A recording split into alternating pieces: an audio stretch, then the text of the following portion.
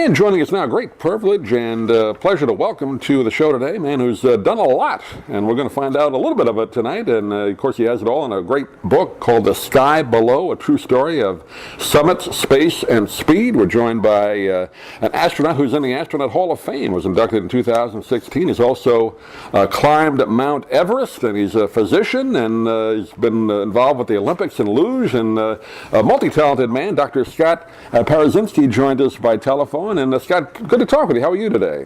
I'm doing great. Thrilled to be with you, Doug. I got exhausted just reading your book from all you've done. We're about the same age, too. I felt like I've done nothing.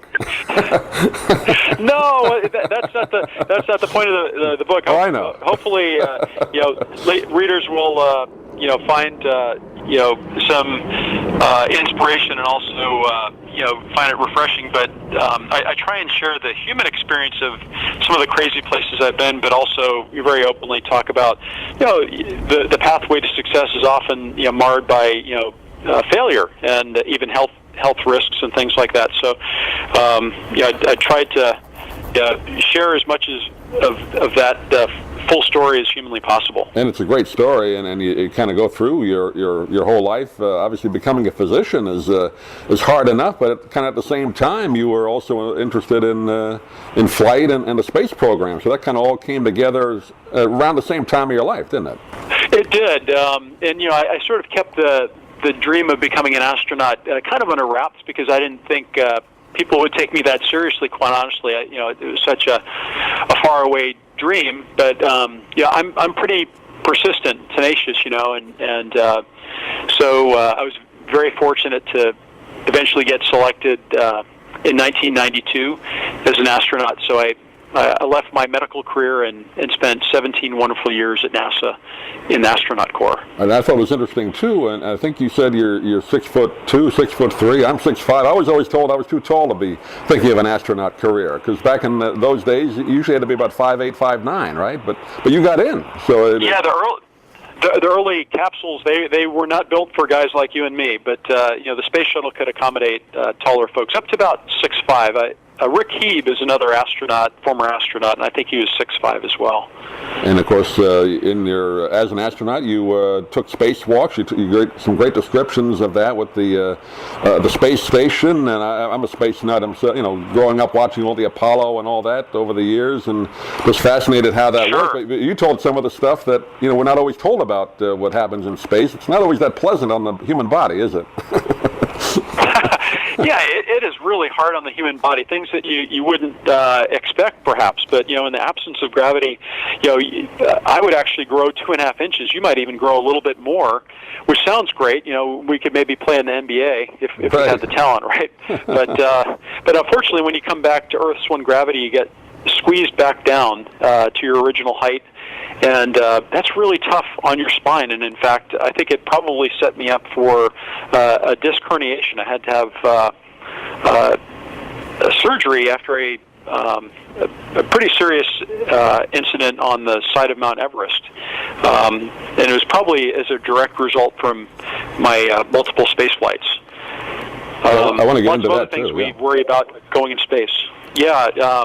The radiation exposure and the impacts on our vision and things of that nature. And eating food, that changes your whole digestive system. A lot of stuff goes on that it takes a lot of getting used to, let's say that, in space. That's right. That's right. Well, let's move quickly to, I know we have limited time, but climbing Mount Everest, and you talk about the first time that you weren't able to get all the way up there, but you like you said, you had perseverance, and you did it a second time. And I've never talked to anybody that's actually climbed it. I've talked to an astronaut before, but Edgar Mitchell was on with us a few years ago. But that climbing the mountain there, you hear stories. I guess the Sherpas that kind of do it for a living, in a sense, they can do it, but because they're used to it with the lung capacity. But that really is brutal, isn't it? It's the toughest thing I've ever done, and I think even for the Sherpa people, it really is an extreme human experience, at the limit of human capacity, quite honestly. My buddy Danuru Sherpa that I summited with, he's now summited 16 times. Wow. Just an extraordinary human being. But on summit day, he was every bit as wiped out as I was, which made me feel good because he, lower on the mountain, he could pretty much sprint. He's superhuman strength, but up at 5 miles of altitude, it's really super hard on the body. But it requires a lot of focus. I think it's even more mental than physical challenge, and also knowing when it's time to turn around. My first attempt on the summit, I had this excruciating low back pain that I didn't really know the extent or the severity of it. Right. But thankfully, I used good judgment, based on probably my spaceflight training, and did descend, and then was able to return the following year to make it a round trip to the top. Do you think if you had not had the space training, you would have been able to make it that second time to the top? I don't know if I would have had the mental reserve to kind of do that. To spend 2 months on the side of the mountain every day, you're really suffering. It's cold. You're hypoxic. You can't get enough calories in your system. It's a lot of pain and suffering. But I'm a very determined person, and I knew that I could go back the next year with good preparation, physical and mental, and have another really good shot at it. Yeah. And I'm so thankful that I did. And in the book, you really recount it well in the book. We'll let the audience read more of some of the details. And the other thing I just want to touch on briefly, you were involved with the luge team in the Olympics. Very interesting there, kind of branching out into a different sport. Had you ever done that before growing up, or how did you get involved with that? Yeah, so this was in college and medical school. I was recruited to try out the sport of luge. One of the top American finishers in the Sarajevo Olympic Games in '84 was going around the country recruiting athletes from other sports to try out luge. And of course, I had seen it on the Olympics and thought, these guys are absolutely nuts, but it looks like a lot of fun, zooming down at 80 miles an hour and pulling high Gs and things. And so on a lark, I went out to try out for a spot on the team, basically to have a shot to try it out on ice if I did well in the clinic, and so based on this one tryout on wheeled sleds, we basically rode sleds down a steep road through traffic cones. I was then invited to go try the sport out in Lake Placid, New York, on ice, and I was hooked from the very first millisecond on the ice. It's such an exhilarating sport, but it also requires a lot of finesse and power. Really a challenging sport. It's not just lying there on the sled as you might think. You steer with, from what I remember watching the Olympics, you steer with your feet and your legs, right? Pretty much. Your legs, and then also you're leaning into the turns as well. So you'll push back with your shoulders and pull in with the opposite leg to just ideally steer down the fastest line on the track. But it's coming by at 85 miles an hour. So it's if you get off the line in any significant way, you're going to ping pong down the track, or maybe go inverted or fly out of the track. And you were involved with the Philippines Olympic luge team in '88. I should mention that you were a coach for them, right?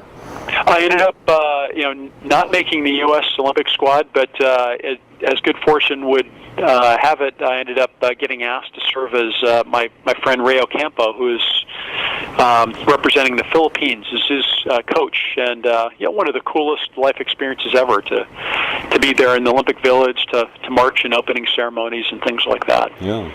Well, I know we just touched on just a few of the things that Dr. Parazynski has done. Again, the name of the book is called The Sky Below, A True Story of Summit, Space, and Speed. And Doctor, you have a website, if you would, people can get more information about you or the book.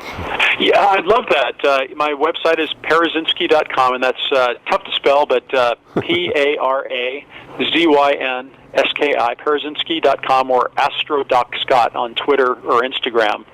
And I'd love to interact with folks if they have any questions about the book or what have you. Great, Doctor. Pleasure talking to you. And again, thanks for rescheduling. I know you had some family issues a few weeks ago. I hope everything's okay there. But Yeah. hopefully we'll talk to Thank you again you. down the road. Thank you. Pleasure talking to you. Look forward to it. Take care, sir. I'm Stan Brock. 30 years ago, I formed Remote Area Medical to help people overseas. But then we found generations of families in America isolated by poverty from the health care they need. Together, we can take dental, vision, and medical help to 1 million adults and their kids, right here at home in the United States of America. If you'd like to order the book we're talking about, please go to DougMilesMedia.com and enter the author's name in the Amazon search box. Thank you for listening. Please come back soon for more conversations here at DougMilesMedia.com. This has been a presentation of Doug Miles Media, all rights reserved. You can listen to or download previous programs at iTunes, Stitcher.com, or DougMilesMedia.com.